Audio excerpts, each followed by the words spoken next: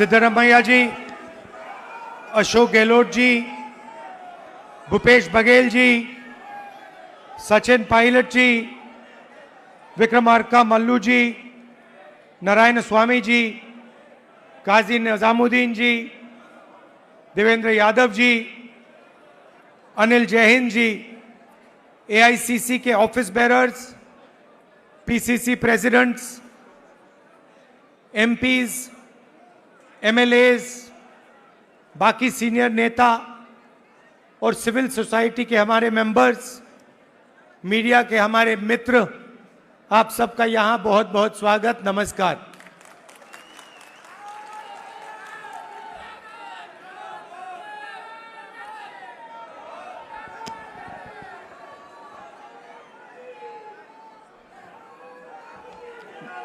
अब मैं 2004 से राजनीति कर रहा हूं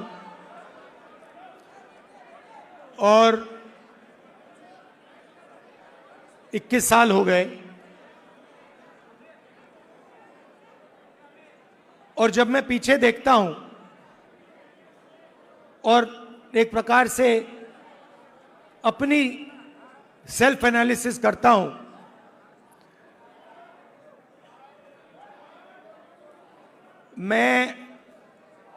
मैंने कहां सही काम किया और कहां कमी रही, तो 2-3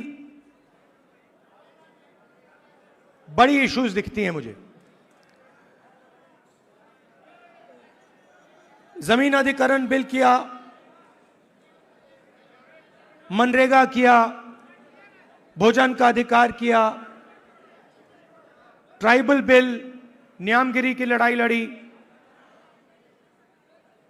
अगर मैं अपने आप के बारे में सोचूं तो मैं कहता हूं ये काम मैंने सही किया। और जहां तक कमी रह सकती है, मगर जहां तक मैंने, चाहे वो आदिवासियों की बात हो, दलितों की बात हो, माइनॉरिटीज की बात हो, वहां पे मुझे लगता है कि मुझे अच्छे नंबर मिलने चाहिए। महिलाओं की इश्यूज पर मुझे सही नंबर मिलने चाहिए। मगर अगर मैं थोड़ा पीछे को देखता हूं तो मुझे एक बात बिल्कुल क्लियर दिखती है कि एक चीज में मेरी कमी रही थी। भैया बोलने दो, ब्रदर बोलने दो, आप बाद में बोलना। तो एक चीज में कांग्रेस पार्टी में और मेरे अंदर भी एक चीज मैंने मिस कर दी, एक गलती मैंने की। क्या थी? जो ओबीसी वर्ग है उसका जिस प्रकार से मुझे प्रोटेक्शन करना था, मैंने नहीं किया।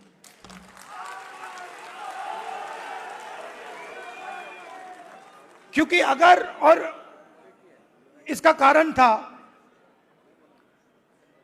आपकी जो इश्यूज थी उस समय मुझे गहराई से नहीं समझ आई। मैं स्टेज से कह देता हूं कि 10 साल पहले, 15 साल पहले जो दलितों के सामने कठिनाइयां थी वो मुझे अच्छी तरह समझ आ गई।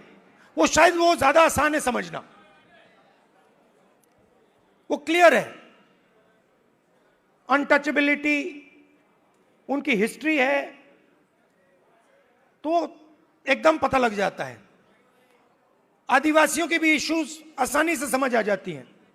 आप उनके इलाके में जाइए, जंगल, जल, जमीन बिल्कुल सामने दिखता है। मगर ओबीसी की जो इश्यूज हैं, जो मुश्किलें हैं, वो छुपी रहती हैं, आसानी से नहीं दिखती हैं। मेरी रिग्रेट क्या है कि अगर मुझे आपकी हिस्ट्री के बारे में, आपके इश्यूज के बारे में थोड़ा सा भी ज्यादा मालूम होता, मैं तभी जाति जनगणना करा देता। वो निकल गया, और मैं स्टेज से कह रहा हूं, वो गलती है मेरी, और कांग्रेस पार्टी की गलती नहीं है, मेरी गलती है, और इस गलती को मैं ठीक करने जा रहा हूं। और एक प्रकार से अच्छा हुआ है। मैं सोच रहा था कि ठीक है भाई, गलती हो गई, तो अच्छा क्या है, मैं आपको बताऊं कि अगर उस समय जाति जनगणना करवा दिया होता, तो जैसा मैं अब जाति जनगणना कराऊंगा वैसा नहीं होता। क्योंकि जो हमने तेलंगाना में किया है, आपको वो पॉलिटिकल अर्थक्वेक है, वो हिंदुस्तान की राजनीतिक जमीन को उसने हिला दिया है। अभी आपको उसका जो आफ्टर शॉक है वो अभी आपको लगा नहीं है, मगर वो काम हो गया है। जैसे सुनामी आई थी ना, मगर जो सुनामी, जिस अर्थक्वेक ने सुनामी बनाई, वो तो आपने देखा भी नहीं, वो समुद्र के नीचे था, है ना। मैंने थोड़ा स्टडी किया, पता लगा कि जब सुनामी आई थी 1000 किलोमीटर लंबी, मतलब क्रैक जमीन में आया था, किसी ने नहीं देखा। उसके बाद में 2-3 घंटे बाद उसका असर दिखा। वही हुआ है तेलंगाना में। मैं आपको बता रहा हूं, 21वीं सदी डेटा की सदी है। मोदी जी कहते हैं data data data, DDD, 4D, 5D, 3D, ऐसे बोलते रहते हैं, सुना ना आपने। 50-60 साल पहले अगर आप पूछते पावर कहां से आती है, लोग आपको कहते पावर तेल से आती है, ब्लैक गोल्ड कहते थे उसको। जिस देश के पास तेल है उसके पास पावर है, वो पूरी दुनिया को कंट्रोल कर सकता है। अगर वही सवाल आज आप पूछें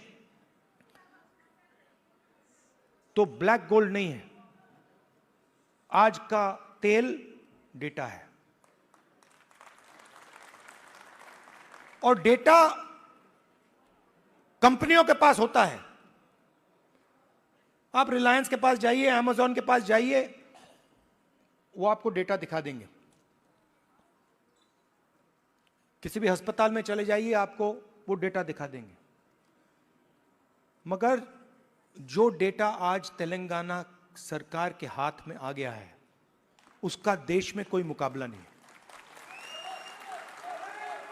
आज तेलंगाना में हम आपको बता सकते हैं, हम आपको 1 मिनट के अंदर बता सकते हैं कि तेलंगाना की सारी कॉरपोरेट्स में, उनकी सारी मैनेजमेंट में कितने ओबीसी हैं, कितने दलित हैं, कितने आदिवासी हैं।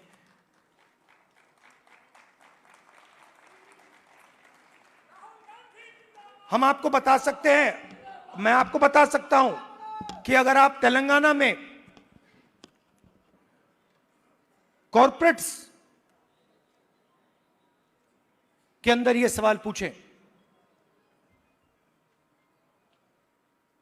कितने ओबीसी हैं, मैनेजमेंट में कितने हैं, ओबीसी मालिक कितने हैं, दलित मालिक कितने हैं? लाखों करोड़ रुपए की सैलरी मिलती है उनको।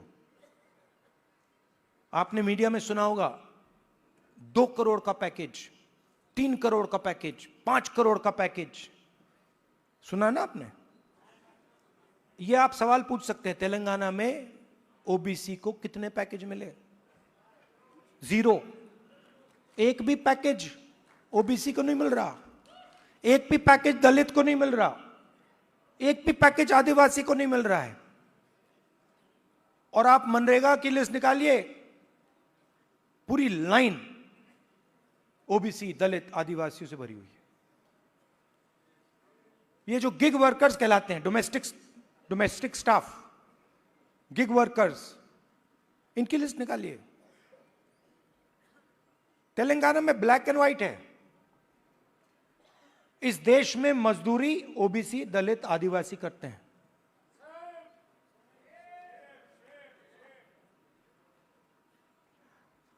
बघेल जी ने बहुत अच्छी बात बोली, उत्पादक शक्ति। मतलब देश को चलाता कौन है? देश को, उसकी, किसी भी देश को उसकी उत्पादक शक्ति चलाती है। और देश में मेन सवाल यह उठता है कि अगर उत्पादक शक्ति देश को कुछ दे रही है, भोजन देती है, औजार देती है, ये इमारतें देती हैं, तो उस शक्ति को अपने खून पसीने के लिए देश क्या देता है?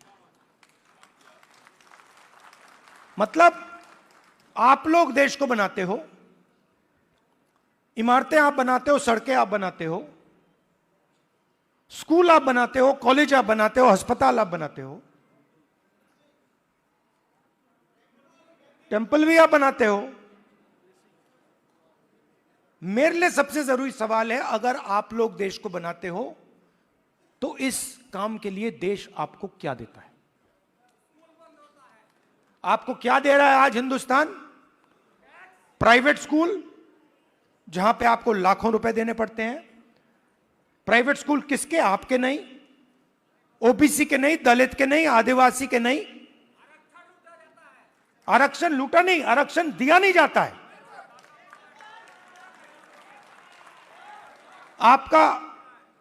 आपके जो ऑफिसर्स हैं आइडियलिज्म के साथ अंदर आते हैं, भर्ती होती है, आइडियलिज्म से आते हैं,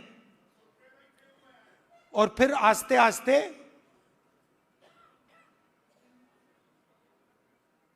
कट दिया जाते हैं। ACR, annual confidential report, OBC, Dalit, Adivasi अफसरों को हत्या करने का तरीका। रिजर्वेशन आपको दी गई है, मगर फाइनेंशियल मिनिस्ट्रीज को देखिए, डिफेंस मिनिस्ट्री, फाइनेंस मिनिस्ट्री, बड़ी बड़ी मिनिस्ट्रीज को देखिए, और वहां पे आप नेशनल लेवल, मैंने चेक किया, वहां पे मुझे ओबीसी, दलित, आदिवासी नाम बता दो। मैंने मजाक किया, बजट बना, मिठाई बांटी जा रही थी, याद है आपको? हलवा बांटा जा रहा था, 11 लोग थे वहां पे, 90% आप लोग हो, 50-55% ओबीसी, 15% दलित, 9% आदिवासी, कोई नहीं वहां पे। हलवा बट रहा है, वो खा भी रहे हैं। आप प्रोडक्टिव फोर्स देश की, वो हलवा में जो चीनी गई वो आपने बनाई,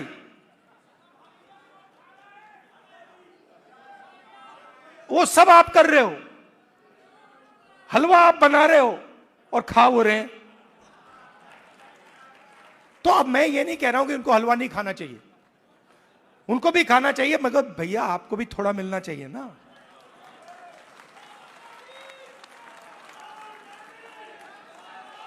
तो अब मैं आपको, आप मेरी बहन से पूछो, मेरी बहन से पूछो, कभी मिलोगे तो पूछना कि अगर कभी राहुल ने किसी चीज के बारे में मन बना लिया तो उस बात को वो छोड़ेगा या नहीं छोड़ेगा, वो पूछ लो उससे। मैं नहीं छोड़ने वाला। और मैं सिर्फ जाति जनगणना की बात नहीं कर रहा हूं। देखो, आप ये मत सोचो कि मैं जाति जनगणना की बात कर रहा हूं। जाति जनगणना तो पहला कदम है। मैं जो आप कि जो बघेल जी ने उत्पादक शक्ति की बात की, मेरा लक्ष्य है कि उस उत्पादक शक्ति को हिंदुस्तान में रिस्पेक्ट और हिस्सेदारी मिले।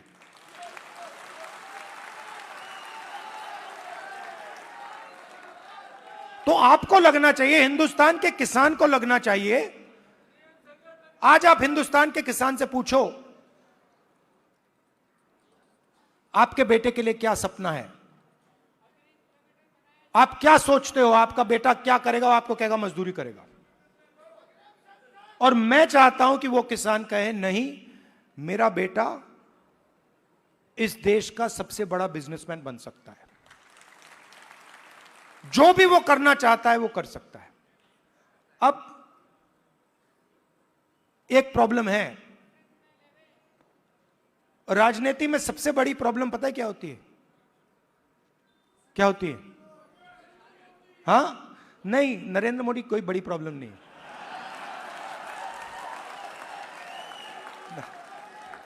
वो नहीं,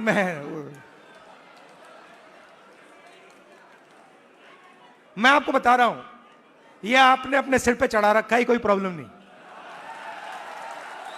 ये जो मीडिया वाले हैं इन्होंने बना रखा है, इसका गुब्बारा बनाया, कोई प्रॉब्लम नहीं।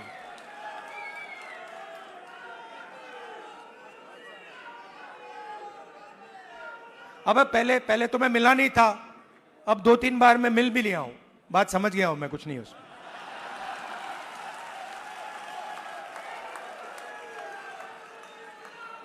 शो, पूरा शो है, दम नहीं है, बता रहा हूं। आप लोग मिले नहीं हो, मैं मिला हूं, बैठा हूं कमरे में। तो मेरा कहना है कि सबसे बड़ी प्रॉब्लम होती है राजनीति में, जो व्यक्ति अपनी शक्ति को ही नहीं समझता है। और मेरी सबसे बड़ी कंप्लेंट क्या है ओबीसी युवाओं से, कि आप अपनी शक्ति नहीं समझते हो। आपको मालूम ही नहीं कि आपकी कितनी शक्ति है, कैसी है, क्या है, वो आपको समझ नहीं। क्योंकि जिस दिन आपको अपनी शक्ति समझ आ गई, ये पूरा पलट जाएगा। तो मेरा क्यों, और अच्छा आप सवाल उठता है, अब आप मुझसे कहोगे कि भाई आपने कहा कि हमें अपनी राजनीतिक शक्ति नहीं समझ आती, तो फिर क्यों नहीं आती? मैं आपको बताता हूं क्यों नहीं आती। क्योंकि नहीं, बांटे नहीं गए हैं। देखिए, वो हुआ क्या है, मैं आपको बताता हूं, सुनो। और ये आपको गहराई से समझना होगा। ये आपकी, देखिए, दलितों की हिस्ट्री है, दलितों की हिस्ट्री है ना। देश के दलितों को अंबेडकर जी ने उनकी हिस्ट्री समझाई। और अगर आप आज दलित से पूछें कि भाई आपकी हिस्ट्री क्या है, वो आपको 3000 साल की हिस्ट्री बता देगा। वो आपसे कहेगा देखिए, हमें अछूत कहा जाता था, हमें बाहर रखा जाता था, हमें मारा जाता था। 1 सेकंड में आपको बताएगा। आप वही सवाल आदिवासियों से पूछो, आपकी हिस्ट्री क्या है, वो आपको बता देगा। मगर अगर आप ओबीसी से पूछो कि भैया आपकी हिस्ट्री क्या है, आप जवाब नहीं दे पाते हो। इसका कारण है आपकी हिस्ट्री को आरएसएस और बीजेपी ने मिटाया है।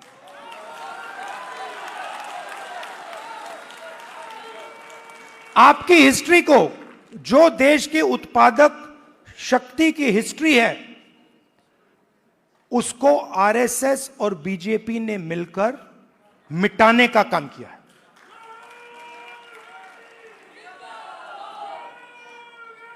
आप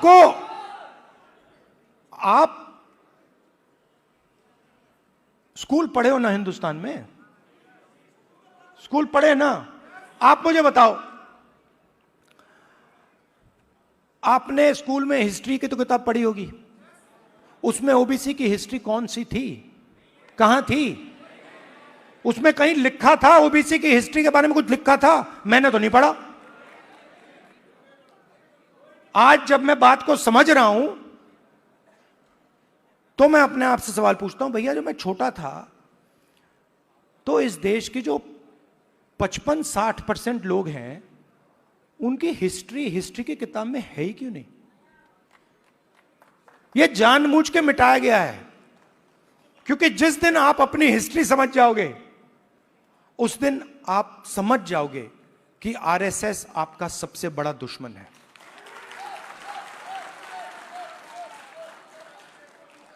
और आरएसएस ने आप पर आक्रमण किया है, और यह कोई नई बात नहीं है, यह हजारों साल से आक्रमण कर रहे हैं आप पे, मनुवादी वही। और यह हर लेवल पे होता है,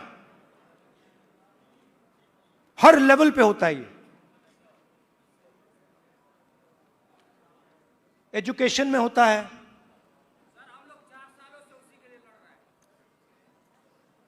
एजुकेशन में होता है, बिजनेस में होता है, जुडिशरी देख लीजिए वहां होता है। सब जगह आपके खिलाफ डिस्क्रिमिनेशन हो रहा है। मोदी जी कहते हैं, मोदी जी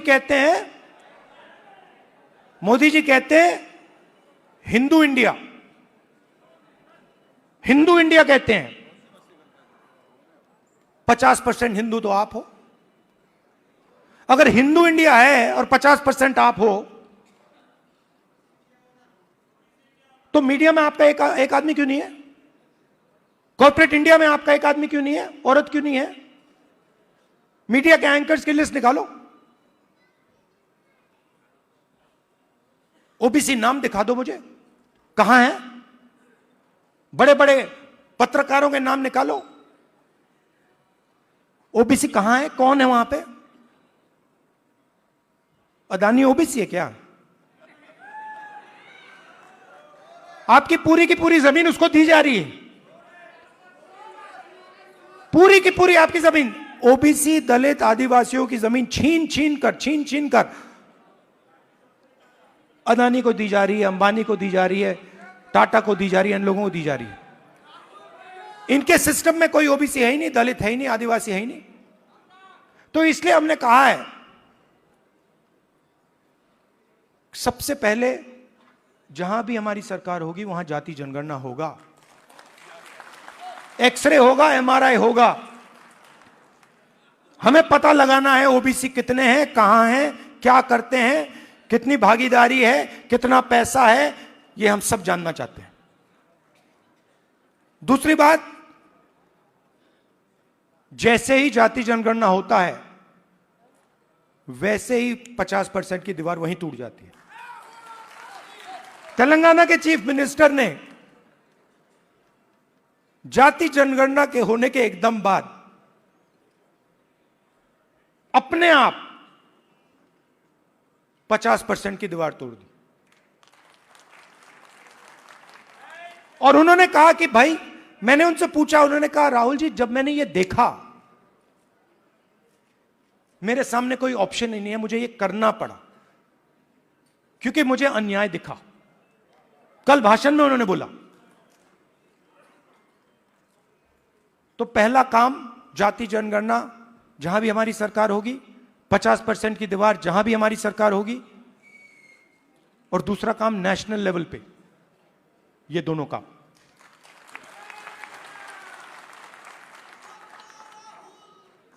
प्राइवेट एजुकेशन में तेलंगाना में बड़ी इंटरेस्टिंग बात आई। तेलंगाना में यह पता लगा कि अगर किसी व्यक्ति के पास शिक्षा है तो वो तेजी से आगे बढ़ता है। Education is critical to progress. और तेलंगाना में दूसरी बात पता लगी कि अगर आपके पास शिक्षा है और अगर आपके पास अंग्रेजी भी है तो डबल बैरल प्रोग्रेस होती है। बीजेपी के नेता कहते हैं अंग्रेजी को हम हिंदुस्तान से मिटा देंगे। नहीं, मगर आप उनसे एक बात पूछिए, आप अंग्रेजी मिटाना चाहते हो मगर आपके बच्चे कहां पढ़ते हैं? आपके बच्चे क्या हिंदी मीडियम में पढ़ते हैं या इंग्लिश मीडियम में पढ़ते हैं? आपके बच्चे क्या लंदन में पढ़ते हैं, अमेरिका में पढ़ते हैं, वहां क्या हिंदी में पढ़ते हैं वो? नहीं। तो रीजनल लैंग्वेज, रीजनल भाषा, हिंदी, तमिल, ये सब जरूरी है। बंगाली, पंजाबी, कन्नड़ा, ये सब जरूरी है, मगर उसके बिल्कुल साइड में अंग्रेजी भी जरूरी है। इसीलिए हमारा तीसरा मुद्दा reservation in private education institutions, मतलब प्राइवेट एजुकेशन सिस्टम में दलितों को, आदिवासियों को, पिछड़ों को रिजर्वेशन। तो ये एक प्रकार से ओबीसी वर्ग के लिए एक पैकेज है। एक कमी रही है जिसको थोड़ा सा आज हमने डेंट मारा है। देखिए, ये जो कांग्रेस पार्टी है ना, ये आपकी भी पार्टी है, हमारी ही है, तो इसकी लगाम आपको पकड़नी पड़ेगी। हमारे सीनियर लीडर बैठे हैं, सिद्धरामैया जी बैठे हैं, चीफ मिनिस्टर हैं, बघेल जी हैं, गेहलोत जी हैं, पायलट जी हैं, नारायण स्वामी जी हैं। ये आइकॉन्स हैं आपके, ये आइकॉन्स हैं, मगर हमें ऐसे और आइकॉन्स चाहिए। इन 3-4 लोगों से नहीं होगा काम।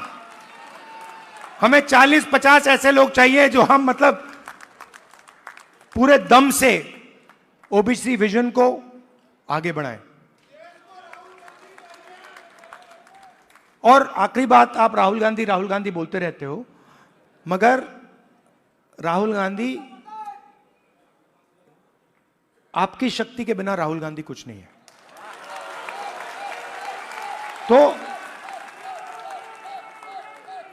तो मेरा काम आपकी शक्ति को अलाइन करने का है।